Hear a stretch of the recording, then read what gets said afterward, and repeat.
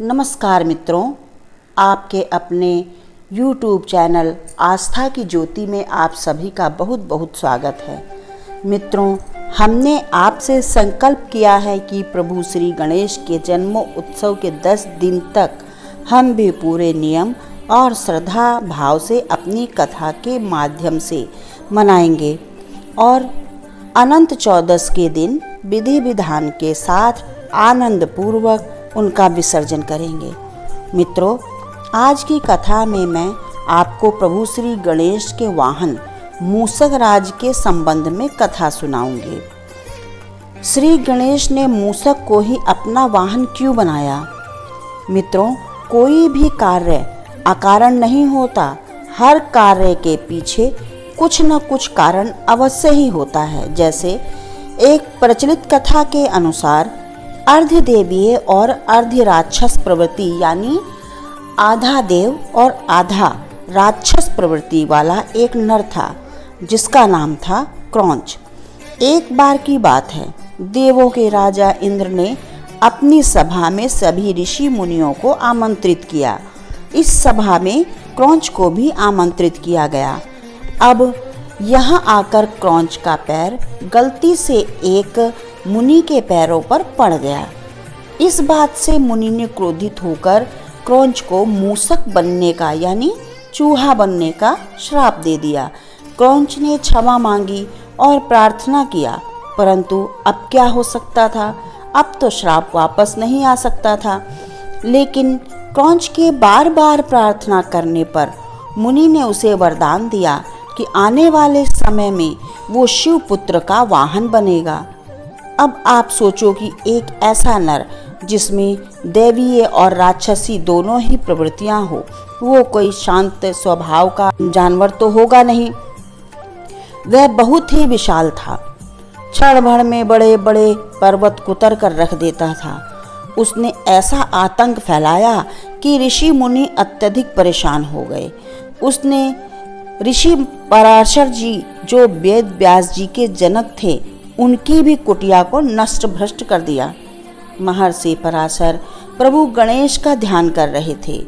कुटिया के बाहर सभी ऋषि मुनि मूषक को भगाने का अत्यंत प्रयास कर रहे थे, परंतु सब कुछ निष्सफल रहा।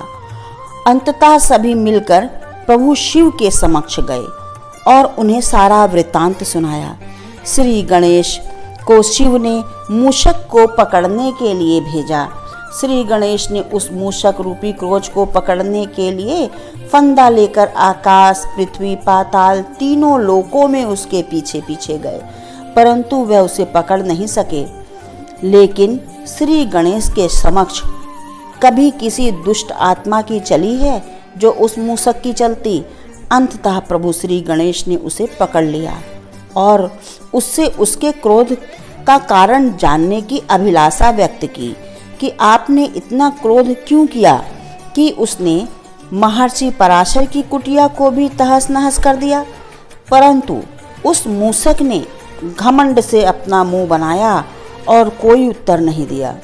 श्री गणेश ने पुनः कहा कि तुम मुझसे अपनी इच्छा अनुसार कोई वर मांग लो, परंतु महर्षि को परेशान ना करो।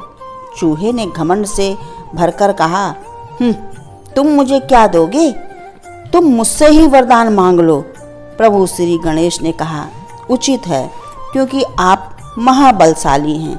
मैं ही आपसे वरदान मांग लेता हूँ। मैं आपके ऊपर सवारी करना चाहता हूँ। मूषक व्यंग से हंसने लगा, बोला, ठीक है, जल्दी आओ, बैठो मेरे ऊपर, मैं तुम्हें अपनी सवारी कराता हूँ। पता है मित्रों, जैसे ही श्री गणेश उसकी पीठ पर सवार हुए, वो राक्षस पृथ्वी पर धंसने लगा। उसकी सांसें उखड़ने लगी। वो हिल भी नहीं पा रहा था।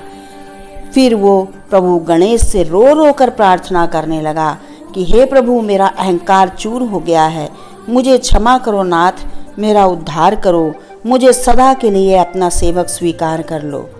प्रभु ने उस दुष्ट मूषक को अपने वाहन के रूप में अपना सेवक बना लिया।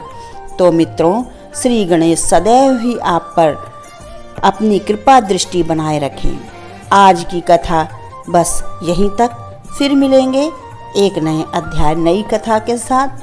तब तक जिन मित्रों ने अभी तक हमारे चैनल को लाइक, सब्सक्राइब और शेयर नहीं किया है, कृपया हमारे चैनल आस्था की ज्योति को सब्सक्राइब करें, लाइक करें और शेयर करें और आने वाली नई और रोचक कथाओं के लिए बेल आइकन अवश्य दबाएं।